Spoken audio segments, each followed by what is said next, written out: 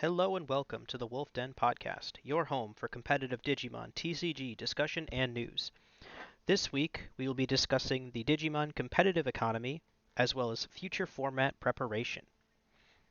So, this week, to really emphasize what we're talking about, we're going to be dealing with the costs of the card game and how it relates to other card games, as well as ways that we stay ahead of some of the more cost prohibitive sides of the card game and how we kind of tackle just being able to afford this card game at a competitive level.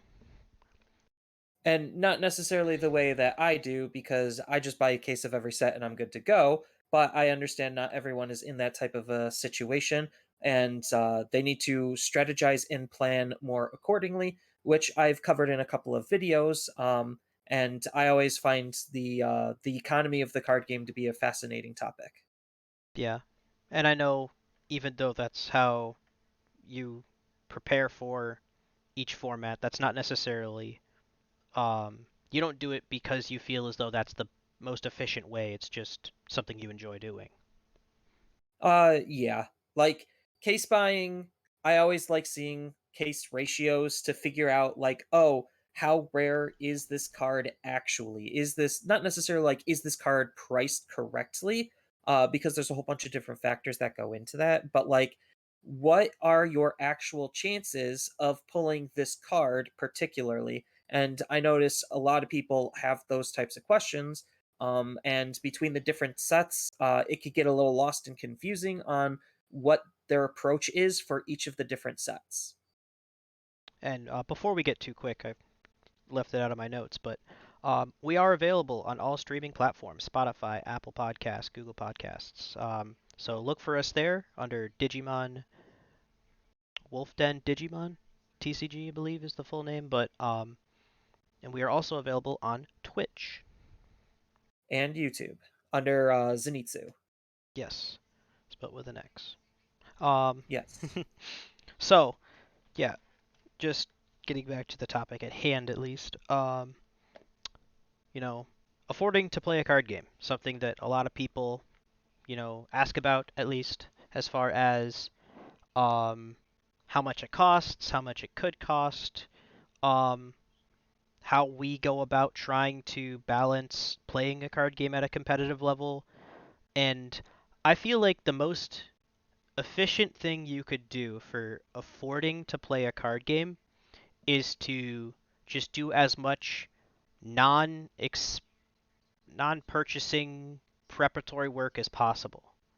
So before a format even comes out, before we can even play with it in our hands in North America in English, do the groundwork and figure out if it's A, something that will be good and competitive and something that will, stay true for the format, at least by your best expectations. Obviously, ours are always different.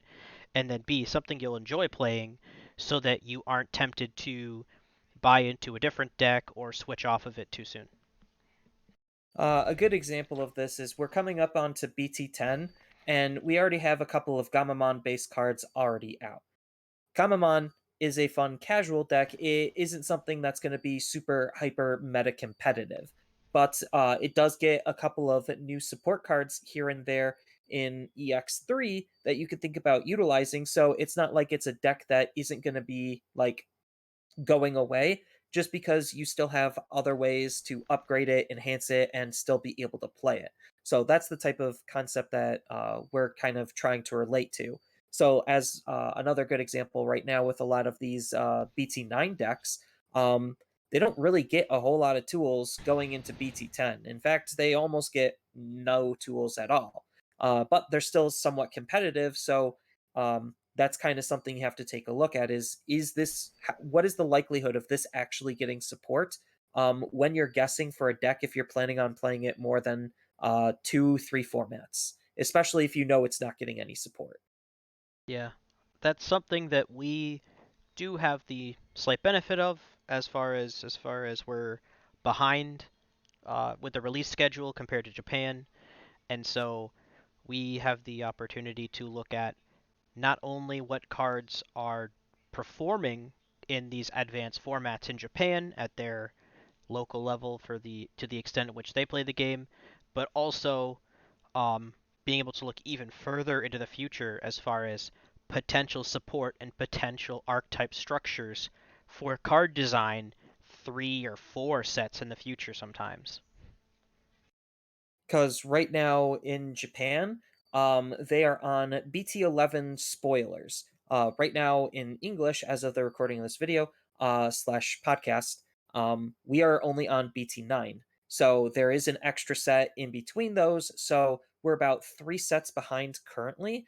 And we already know that certain archetypes are going to be getting support that previously didn't see any support in the previous sets. So that's the type of thing where it's just like, oh, this makes sense on why it got support, and then the market does the market thing and fluctuates its price accordingly based on the spike trends. So usually there's 2 waves of spike trending. There is the initial wave of the announcement, and then there is the initial wave of the release.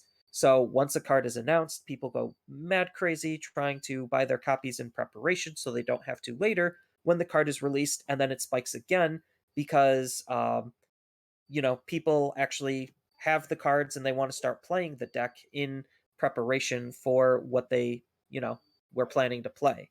And then there's a cool off period in between. So it's just understanding those market trends can help a lot when making cards affordable. Yeah, that's basically what I've seen as far as the market's concerned. Each time a card gets spoiled, there is that initial rush of people trying to buy out cards that they might want to use, which that almost seems to be the worst time to buy, kind of period, because not only have we still not seen the full suite of spoiled cards for that given archetype, so we don't even know if that card will be used or not, and B, we don't know if it'll perform super well in that archetype or in that format that hasn't also come out yet. So you could have people buying up all these cards for a given archetype that by the time it actually comes out just might be dead in the water. But like, and it's not like casual fun aside, competitively minded purchasing, competitively minded spending. I want to take this to a tournament and I want to win. That's not when you buy your cards. That is the worst time to buy your cards, probably. I would agree with that. I unfortunately have the luxury where I just buy a case and never have to worry about anything and then sell off the rest to help pay for the case. But again, I understand not many people are in that type of position. And I generally, my brothers, I help them a lot figure out what they want because their capacity to play the game is a lot more limited to mine. And even some of my local buddies, their play capacity is even more limited because not everyone buys off of TCG Player. Some people buy sealed, and then you have to evaluate like, okay, what do I actually need? How am I actually going to be going about getting it? So on and so forth. I try to keep as low to the ground as I can. I don't. I definitely don't budget super well, but I also don't frivolously spend. I've never even hit close to a case of each set. Like that's just so ridiculously overkill. Um, and It isn't needed. After opening case after case, I could firmly I mean, say if you just want to play the game, it's not needed to buy a case. I'm pretty close to in most sets a full play set of relevant cards, especially with the flexibility of trading off of certain competitive archetypes. So, as an example, I don't play blue, so that's a full suite of cards that I can just kind of trade off that are going to have some sort of value, have some sort of meta relevancy that I don't care about. That I can then trade for equivalent red, black, purple cards that I do care about that may not be equivalently costed, but those are at least valuable cards that I don't want or need and never will really want or need.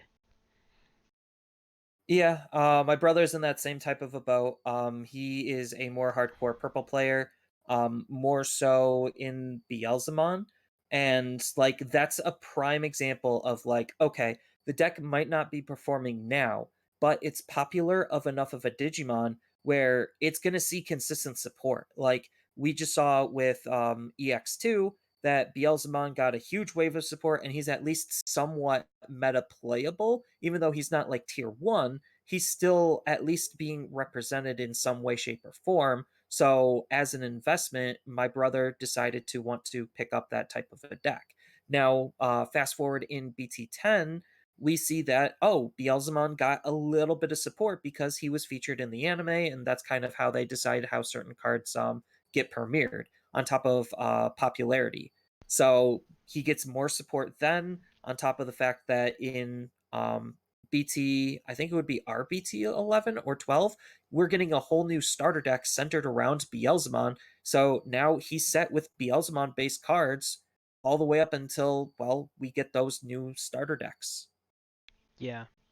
Um, so I guess another tip I would say as far as ways is kind of I get what I alluded to with myself in just picking a general archetype and sticking with it as far as play style or color and allowing yourself to have those other gaps. So I don't have full play sets of blue cards. I don't own a single copy of like the promo Were Garurumon or the promo Garurumon even.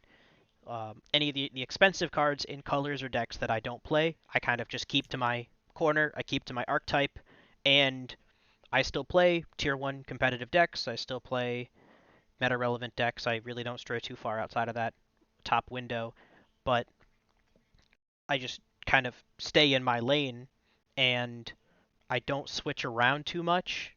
I've played yellow hybrids all of the last set and the very beginning of this set, switching over to uh, D Reaper for the last couple of events, and I still have yellow hybrid I could play if I wanted to, minus the Jet Sylphies.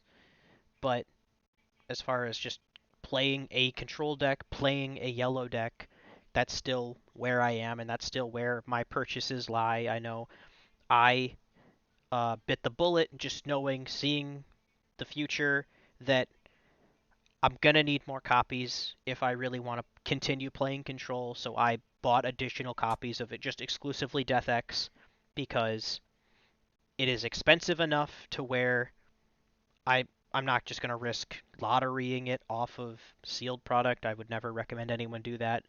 And I still kind of only think it's going to go up as we see increased play viability of tamer based decks and the like. So that's at least as far as something I think people should figure out their play style. Figure out what you want to play and align yourself with a competitive deck. Don't try and align a competitive deck with yourself.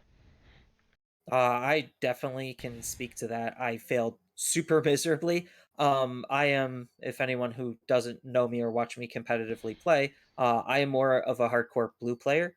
I played Imperial in BT8, and then I played or Melga X in BT9. So I do like these fast-paced, multi-hitting, hard-hitting blue style of decks. They just speak to me on an existential level.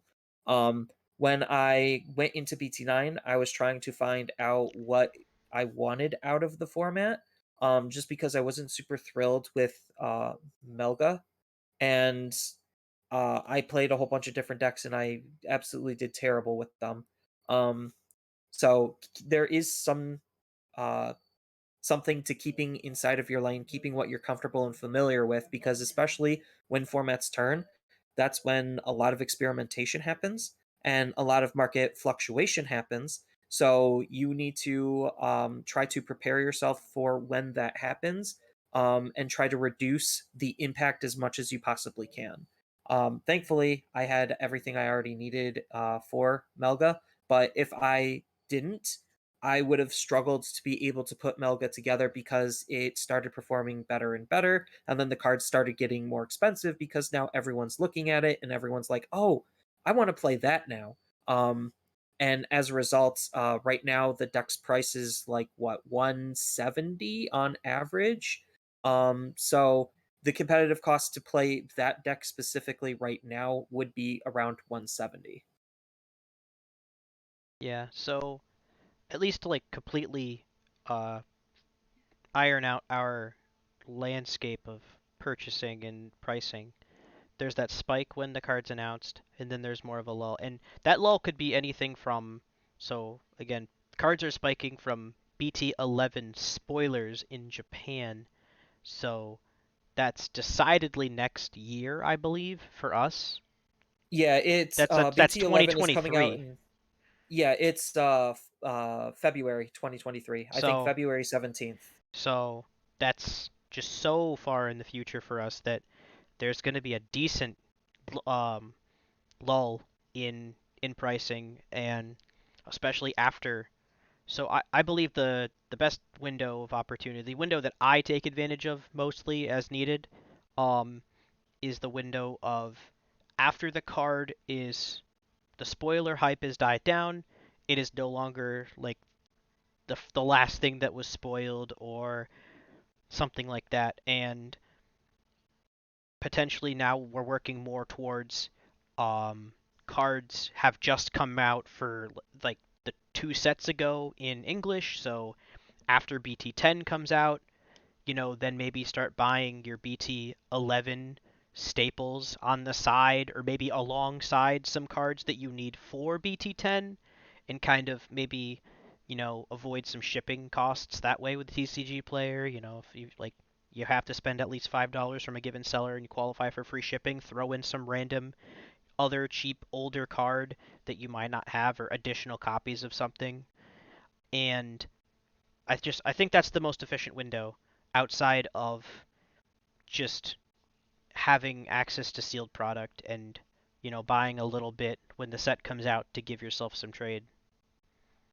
Yeah, with sealed product, Digimon's kind of an interesting position.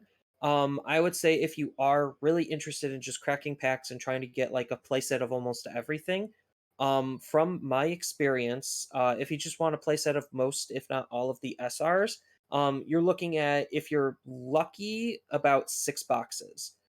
6 boxes because there is 7 SRs in a box, and then there's usually 10%. That's why you need that like extra two for like a crossover. 8 is definitely a lot safer of a number, but now you're looking at more access. Um, Especially if you're also hunting for secrets, because from my experience, you get 5 of each secret, usually one alt art and then a full playset per case. So secrets are not as hard as people think to pull, but they're not as common as people think either. I think as far as the supers go, I wouldn't buy boxes for supers. Like No. the benefit of sealed product is that you do get such a wealth of commons and uncommons and rares that there are few gaps in between, though rares have been harder for me recently. I think I bought 4 boxes of BT9 and I only got exactly 4 copies of like a rare, which is just crazy. I had more. It was easier for me to get the supers because the card pool was smaller, but also the supers haven't been exceedingly expensive recently, especially not to justify an additional cost of purchasing a box. So if you're not looking for a particular secret rare, then you might as well just not bother. Like, so as an example, I didn't get like it's one of the worst examples, but I did not get I think I got 2 copies of By Human in 4 boxes, and it's like a $3 card, maybe.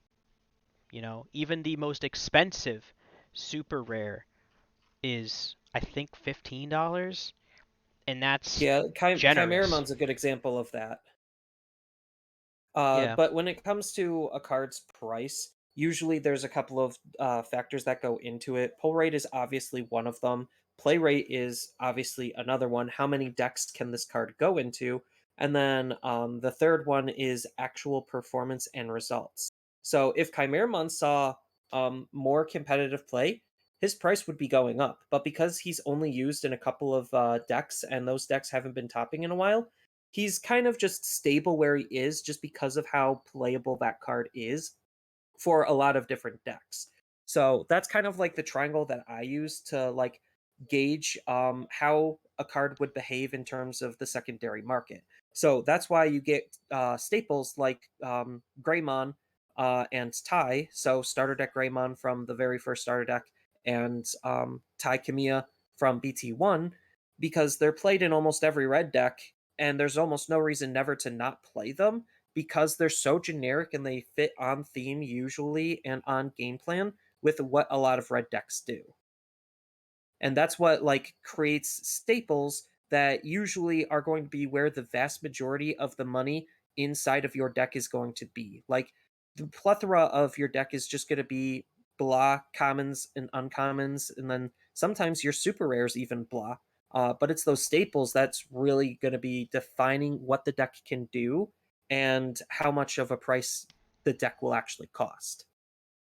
Yeah, so just to put some numbers behind it, the as of BT9, as of the recording of this episode, the most expensive card is Galmon at $3, but that may be due to the announcement spike that we just aforementioned. So I would use the better example of the second most expensive at $2.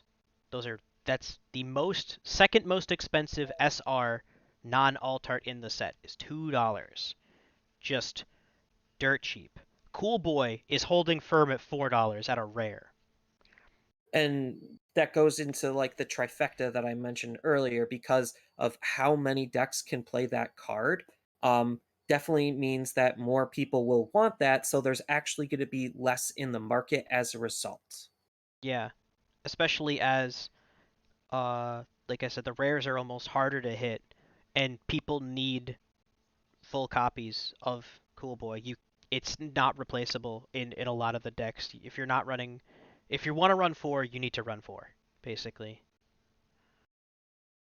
And that just goes into a lot of different decks, like even older decks sometimes the card's prices, even though it's not seeing any competitive play, the rarity on how hard it is to get the card on top of what the card is doing for the deck dictates its price to be even higher. So like I like to pick on Diaboromon as a good example. His promo, even though the Diaboromon deck saw a total of 0 competitive play in BT9, the promo, even though it kind of fluctuates a little bit, is around $11 currently, and it hasn't really done a whole lot, but it's still holding higher price just because of how hard it is to actually get that promo if you're trying to play that deck competitively. Obviously the easiest way is buying it, but that's what a lot of people also feel, and that's what creates the price because there is a demand for it.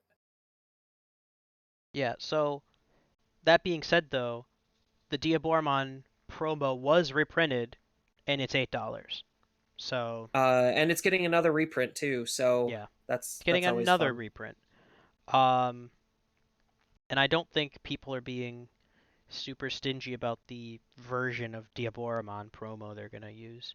If anything, the stamped one's better.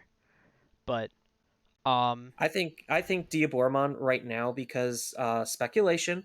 This is just my Digimon lore speaking. We're still missing his X Caramon, and we're still missing the Diaboromon X, and then whatever Diaboromon X actually digivolves into. So people are like still holding out hope for more Diaboromon support. We don't know when it's going to come, but people are like, this is going to happen. We're just waiting. yeah, because so again, BT11 spoilers are currently going on in Japan, and it does look like they're still rounding out some of the X antibody Digimon that weren't included with the X antibody set. So they may get around to finishing some of these X antibody cards that hadn't seen support that still exist in the lore. I think they're smart pacing the X antibody cards because like we got the big set with like some of the bigger names, but like just keeping it around just makes those types of cards like still relevant. So like Cool Boy, because they're still printing new X antibody type cards, he's still gonna be somewhat relevant, which is a good thing.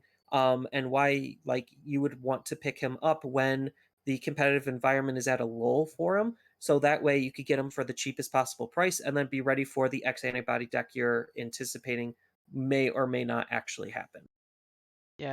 Yeah, if that's something that you could see yourself playing in the future, even though you have no idea how it'll play or when it'll play, it is kind of an inevitability as far as the popular Digimon that also have X antibody forms. They will probably flesh out the complete line of Royal Knight X antibodies. I know Craniumon X exists. That hasn't seen a card yet.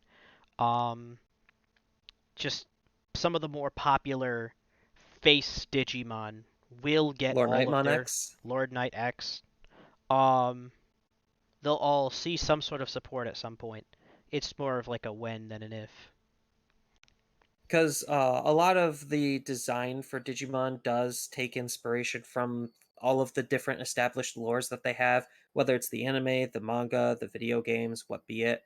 And I think that's like really cool, and we could use that information to gauge like what certain cards are kind of doing on top of what they've already done in the past. So I could take a guess that Diaboromon X um, is going to be more token heavy because that's what Diaboromon's all about, is the use of those tokens, and then it's how they're going to be using those tokens is the more big question.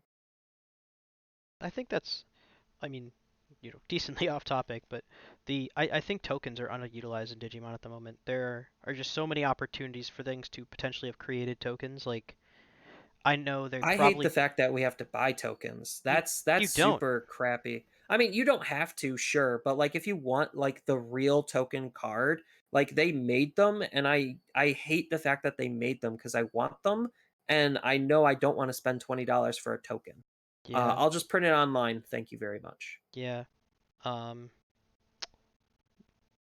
there are 150 Etsy sellers that would I'd rather buy from before I'd buy from the official card games just like store. But um, yeah, I think tokens are underutilized completely, especially as prevalent they are in other card games. I think we'll eventually see more use of them. But in terms of like the competitive environment for Digimon, I think like it's actually really interesting compared to a lot of other card games in terms of their cost. Because I know Yu-Gi-Oh does tokens and they have a whole plethora of tokens too. But Yu-Gi-Oh is its own completely different beast, and like if you're comparing Digimon to a lot of other card games, it's actually one of the cheaper card games to get into, which is really nice because it has an easy access point. But it still does have some of its more expensive decks.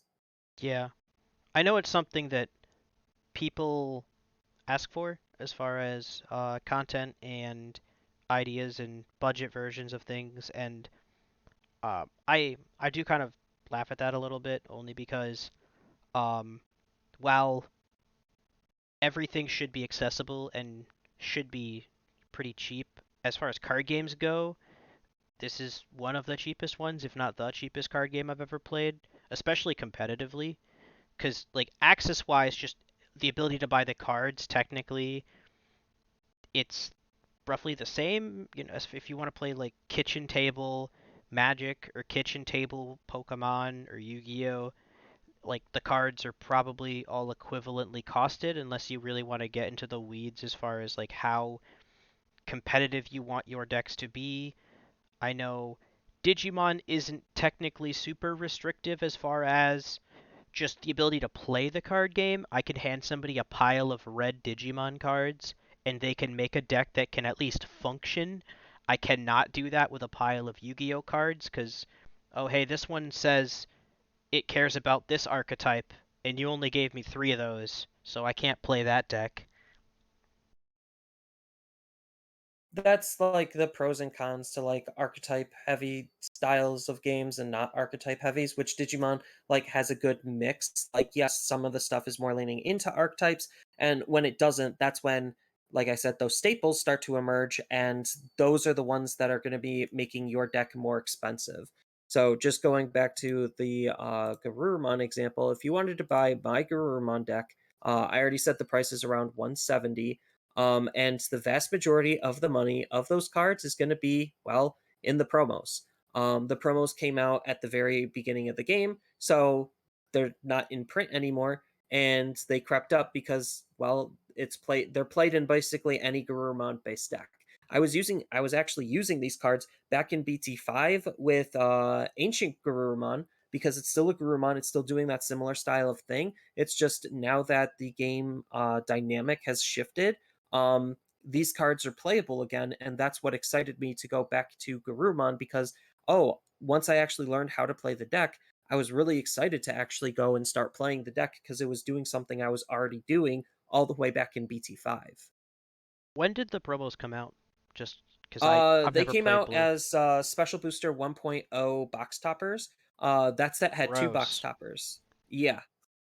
Are both of And them? the Were Guru had Oh, a alt art reprint as a participation prize if you entered in, I think yeah. it was the regionals the Yep. first time around. Yeah, the 2021 online regionals had it as the participation card.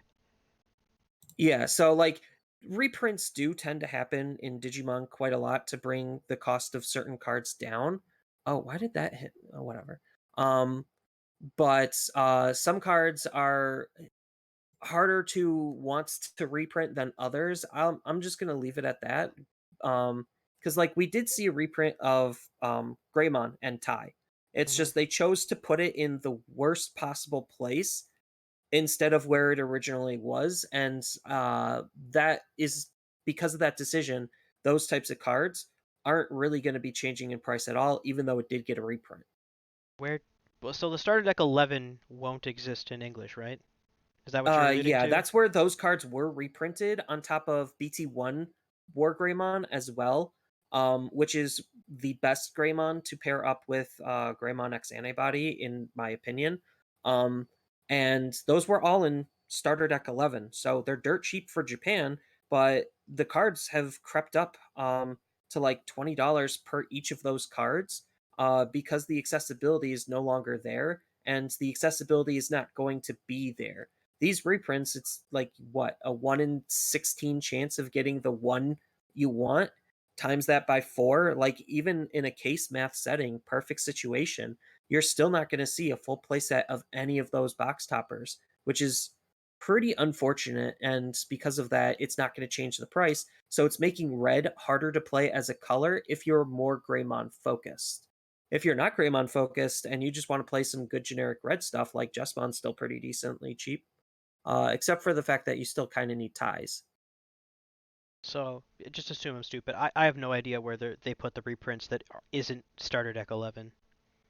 They put them as box toppers in BT10. Oh, So you're going to be getting the two box Gamamon. toppers? It's a yeah, you're gonna get two box toppers. The Tamer box topper, Egg box topper, whatever they chose for that set, and then you're gonna get the starter deck 11 in quotation marks pack, which is gonna contain the promo Gamamon, the on play deleted dude, which is pretty okay. Um, and then you're going to get one of 16 cards from starter deck 11. Hmm. So the reprint really isn't helping because Bandai decided to not make it matter.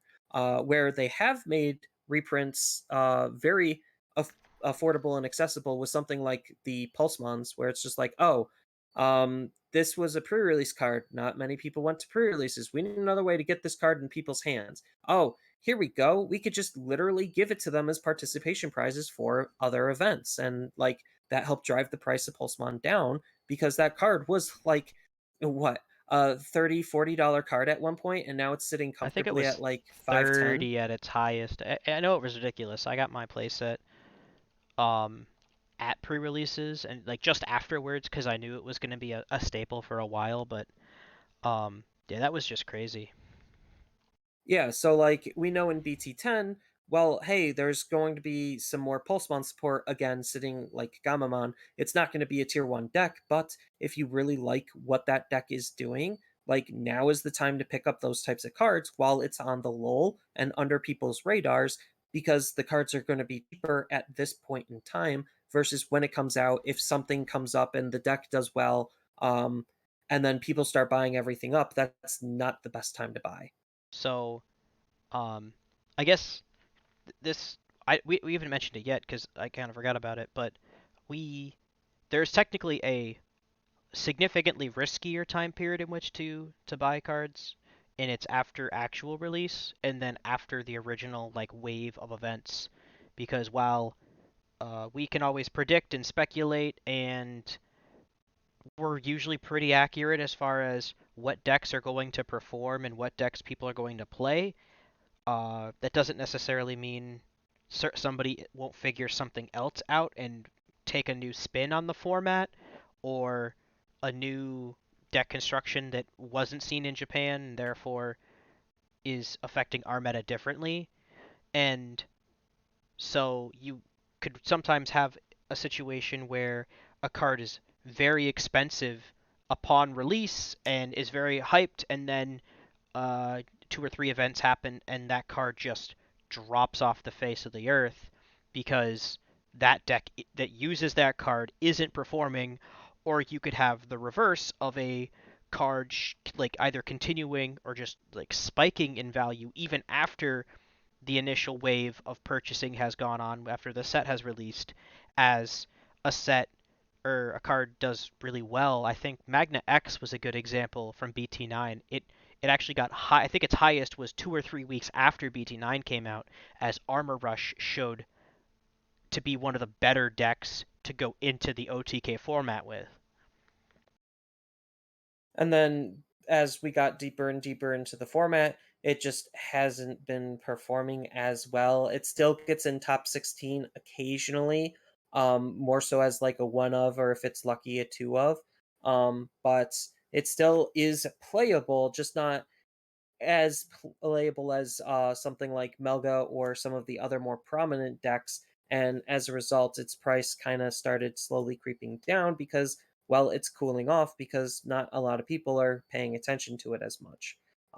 Even though that card has some really good usability and is a good like anti-meta kind of an answer, um, it's just uh, visibility on the card isn't as high as something like Grandis was with the promos that he got, the Akua promo and the uh, Grand Kawaga promo. I mean, I think the biggest example I have is just the Jamming Palmon promo.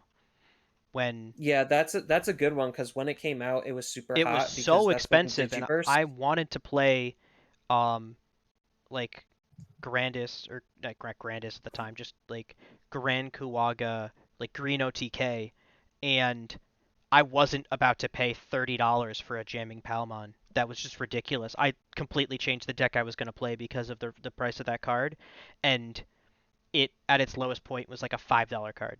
Like that's just a massive swing. And then it spiked again when um, Grandis was, about to come out, and it went back to like a $20 card, and it's now a $6 card.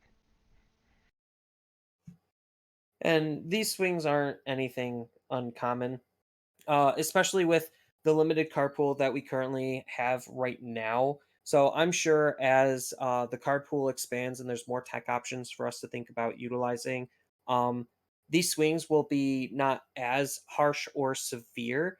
But we're only like what 10 set. We're about to be 10 main sets in with two extra sets. We're only staring at like maybe sub 15,000 cards. Like it's not a whole lot. And something like Magic, um, they can reprint cards and drop the price of cards all they want because the game has a wide plethora of cards to be able to pick up different options to be able to play. Oh, you don't want to play Liliana of the Veil? Cool. Here's some other card that helps you discard instead. Um, and like that's kind of the crux of where we're currently at is we're still a fairly new game, but I think like the popularity of Digimon is actually kind of there. It's pretty high. I think it's like what in my perspective would be like the fifth most popular TCG. By the Flesh and last Blood would metric, be, yeah. yeah, Flesh and Blood would be the only thing that's really beating it out, and I think like part of it is like the competitive community is really strong. It's there. People are playing the game, and the market is doing fairly well in of itself, with some decently expensive cards, and then you have your well, budget options. I think the accessibility has gone like a long way for Digimon now, especially after it there was a real pain point in the community I know for a while when you basically couldn't get access to cards. It was so new and it was during the big like card game bubble of late 2020, 2021 and uh just in general cards were harder to find and card games in general were kind of up in price and value, so people were buying and speculating on Digimon as a means of making a quick buck, not necessarily to play the game, or maybe they're trying to collect the game and every people were buying up pieces kind of period. I know my LGS had very limited quantities. Now they have basically as much as anyone would ever want to buy on release day with maybe a second wave of boxes. I know depending on the set they still I think right now they're out of BT9, so they've been giving out BT8 packs for the last couple of participation prizings for local events just because they still have BT8 and they don't have BT9 anymore. Yeah, and I'm not gonna do a whole lot of like speculation on like booster box prices because again, like the cards, the singles for the most part are not very expensive, especially compared to other card games. Like I'm looking at some Magic cards because one of my little brothers he plays Magic and his birthday's coming up. So I was just like, wow, this rare is like $5. If I was to compare that to like a Digimon Super, I'd be like, wow, that's an expensive super. Um, and that just goes to show like how easy and accessible Digimon is when you're able to line things up the way you need it to be able to play the game. I know some people they're tournament grinders. They only really open up cards outside of their initial deck when they win. And more power to that. There's just a whole bunch of different approaches that you could do to be able to make the game more accessible, especially compared to other card games. Like, oh my god, um, you want to talk about expensive? Certain Yu-Gi-Oh and Magic decks are absolutely insanely expensive, and that's kind of why I don't play them. Is because I only have so much capital, and right now most of it is tied up in Digimon. Yeah. I know it's something I've been meaning to really break down for a while because as I said, people are asking for budget Digimon decks, but Digimon's the budget card game. So everything's a budget deck. So even when talking to the competitive aspect, it's just so comparably cheap. And to put some real numbers on the table, uh, I just kind of looked for some relevant competitive information as far as the other card games that are played and how much it costs to play those tier 1 decks, those tournament winning decks, and how that compares to Digimon. And even when considering Magic Standard, which it has rotations, so they don't have to deal with cards randomly getting really good and that are really old and being worth a lot of money, because if they're standard playable, at least they've been reprinted recently. Um, I wouldn't ever try and compare Digimon to something like Modern Magic or Oh god, no. Commander or something like that. Like they're just different formats that have different costs associated with them. That's the benefit of being a card game that's been out for like 25 years. And um but Yu-Gi-Oh is in some ways a better example of like at least the potential future of Digimon because it is an eternal format even though its ban list is really weird and it seems as though they kind of curated around what they want people to be playing and they kind of remove things that have been too good for too long, so people buy new things. But it at least does have old cards that pop up. I know for preparation for this episode, I've like Skill Drain's a $30 card. It's crazy because I remember playing that in like 2008, 2009. Yeah, there's a lot of weird stuff because certain cards in Yu-Gi-Oh didn't get reprinted, some of them got over reprinted, so on and so forth. But like, what is the actual cost of like your competitive Yu-Gi-Oh deck even cost now? I'm so far removed from it. All I know is I have 3 Ash Blossoms in my Salamangreat deck that I don't even play, and that's about it. So I haven't played competitive Yu-Gi-Oh basically, I guess technically ever. I've never played competitive Yu-Gi-Oh. I played Yu-Gi-Oh in like 2012, I think, 2013, and um, but so just drawing lines between competitive formats. Let's start with Digimon and at least form our basis from there. You've got we've got just two. You're basically tied for your best deck of their format, depending on who you ask, depending on the time of day. More people would probably agree with Melga X at this point, but Alpha was the big bad for a while, so I've included that too. Melga X, based on um, one of the lists that was used, very similar, if not exactly the same as Zenitsu's list, um, is $171 for that list. Like if you were to buy every single card from TCG Player at the time of recording, $171, a complete tournament winning tier 1 deck. 170. Like that's pretty good, honestly, especially as far as a lot of card games are concerned. And you'll really see how that number is pretty good as we move forward because it kind of only gets worse from here. Um, I did include Alphamon too, and surprisingly, either because the format's cooled down in general or because people are really switching off of Alpha. Either way, Alphamon right now, as of the same tournament, the highest ranking Alphamon list currently on TCG Player would be $95.50, not including shipping, taxes, and fees and whatnot. But like just adding up the price of each individual card at its cheapest current listed value is $95.50, less than $100 for a again tier one potential arguable best deck of the format is just absolutely insane and unheard of in other card games. At So least like bigger card games. I know there's a whole yeah, bunch of small card games that like can easily reach that, but again, they're small card games. yeah. I mean, yeah, we're talking about Digimon as compared to the big three, as far as the card games that people would potentially be switching off of to play Digimon or vice versa. I know, yeah, there are a lot of other card games with smaller communities and potentially cheaper cards or potentially more expensive cards if um their cards are harder to access due to their smaller printing runs.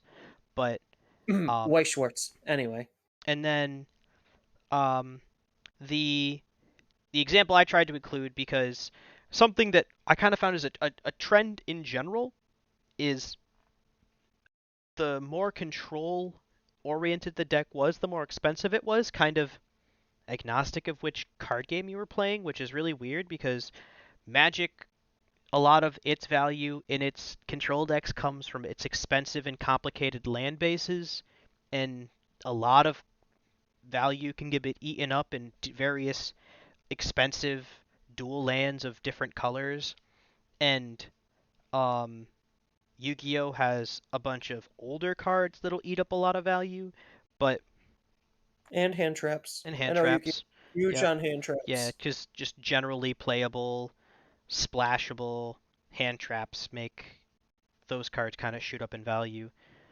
So we included like the control deck as far as Digimon, you know, playability is concerned. Again, just for consistency's sake, using the highest ranked list from the same tournament which we mentioned. And that was the August 20th core TCG regional online regional, I believe. And so that SecCon list as the token control deck, it was $481.50. Um, The just majority of the value in that deck is eaten up by two cards. yep, It is going to be your four copies of Magna Angemon, and it is going to be your what, three, four copies of four Death copies of Exmon. Death X. Yeah, four of each. Yeah, so that's where the vast majority of that money is going into. And those cards are used not only just in security control, but various other decks as well, which is why their price tag is a little bit higher. Because again, the more general playability a card has, the usual higher the price it'll have, just because more people want that. Yeah, and this isn't even necessarily the most expensive SecCon list I could have created.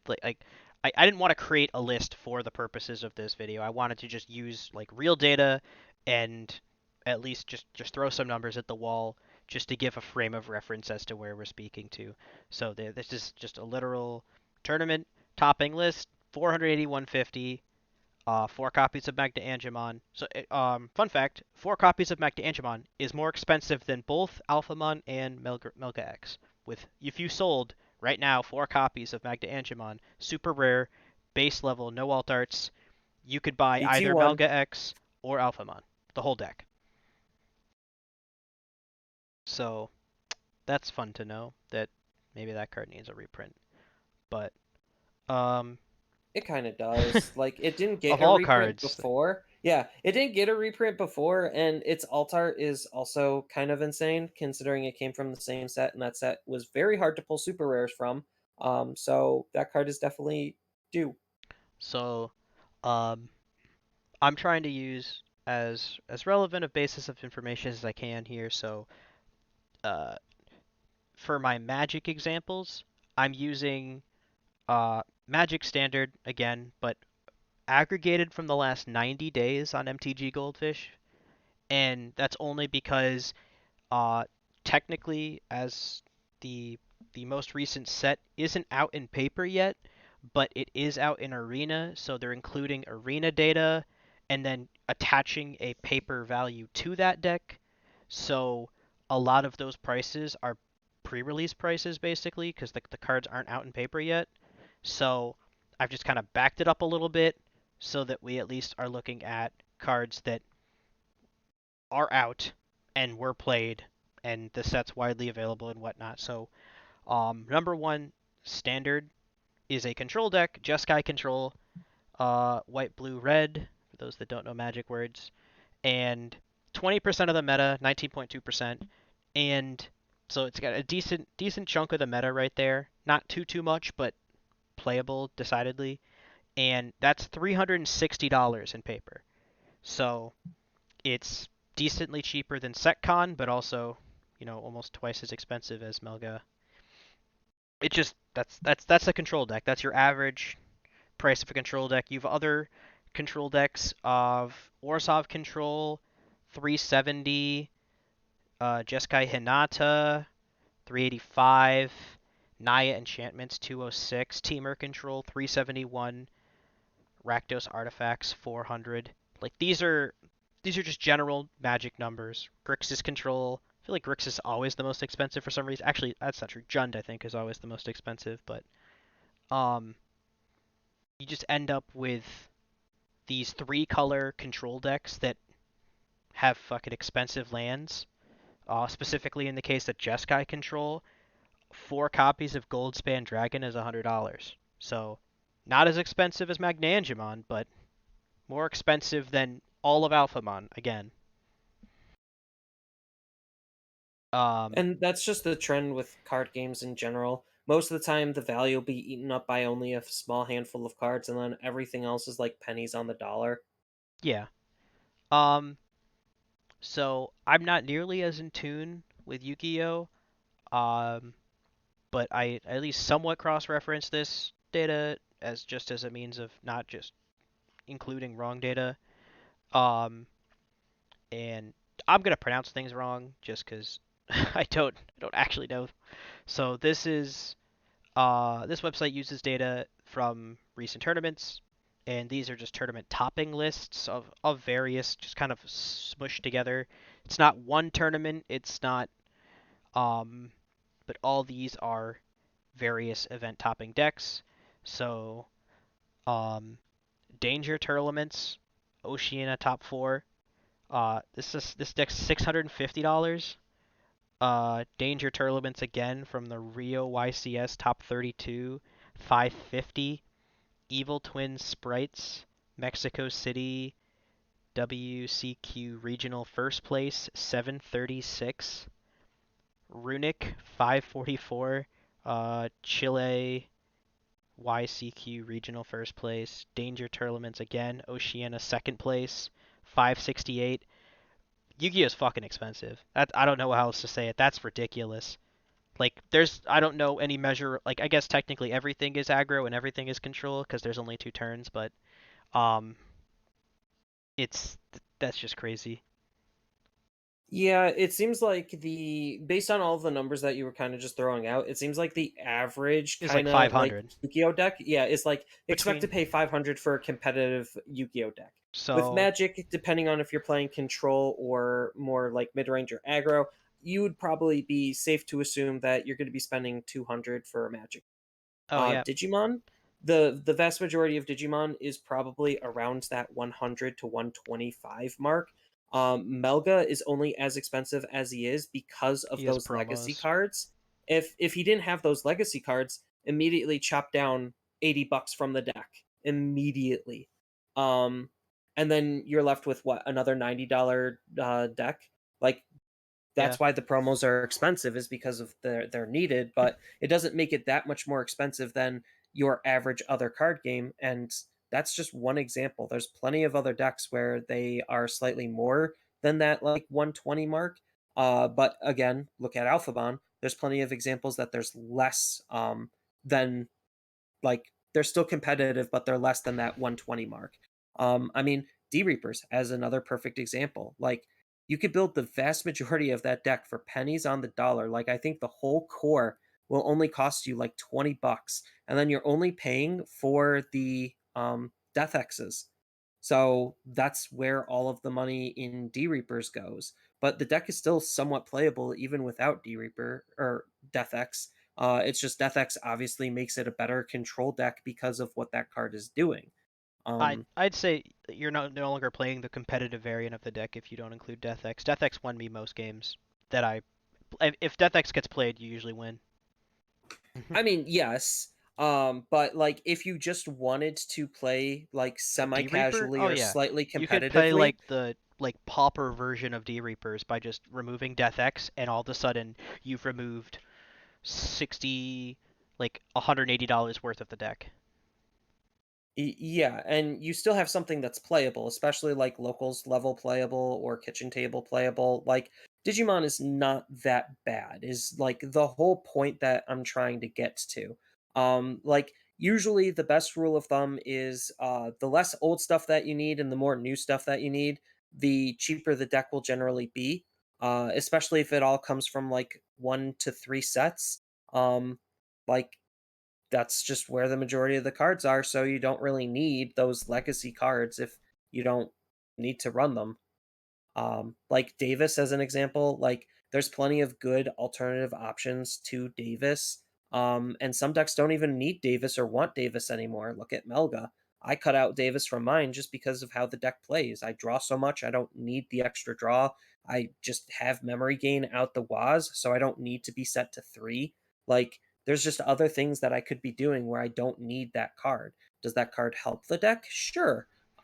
Is the card needed? No. Yeah, I did leave out Magic Aggro just as like it's I just forgot about it. I don't play aggro, but aggro on average pretty cheap. Boros aggro 145, mono green aggro 132, Boros being white red. Mono white aggro. So something that Magic does have going for it is like with the singular colored aggro decks, your lands are not exclusively, but mostly just the basic lands. So those are non-existent as far as the price is concerned. They're like 5 cents tops. Usually, just most people hand them out. Um, but yeah, in general, the card game is pretty cheap as far as card games are concerned. Um, and there are budget options, as you mentioned, for certain decks, especially when you're outside of like the top 5 decks, basically, as far as trying to top events.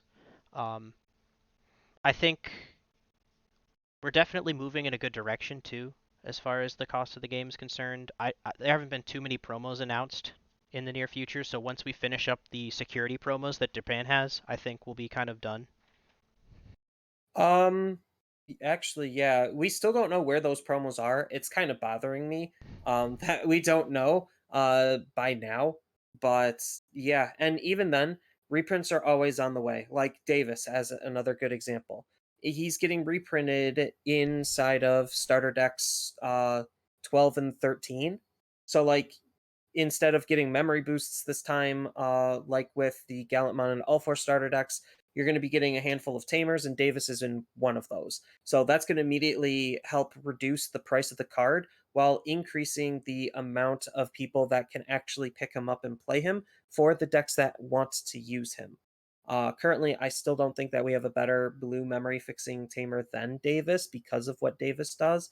But again, there's still plenty of decent alternative options, and it's just smart substitutions that could help reduce the cost of a deck if you're ever afraid that a deck is just too expensive.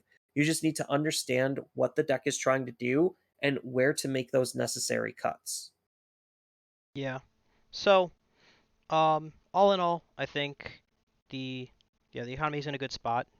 So I don't really have anything else to say, and it looks like we're kind of at time. So I will take this opportunity to wrap up this episode. Thank you all for sticking through the whole video or podcast. I know that we tend to ramble on sometimes, but um, we definitely appreciate your feedback, positive and negative. So feel free to let us know what you guys think. And the only wrapping point that I have is cards are also allowed to be expensive. Like, it's okay to have some expensive cards because that drives some sort of chase and that creates some sort of perception of value. And just because something doesn't get reprinted right away doesn't mean it's going to be the end of the world or something's inaccessible. You could always find something else. And like the vast majority of the game is super affordable. So it wouldn't be hard to find something else. Yeah, that's a good point. So with that, I'm gonna go ahead and close it out. Good night. And goodbye.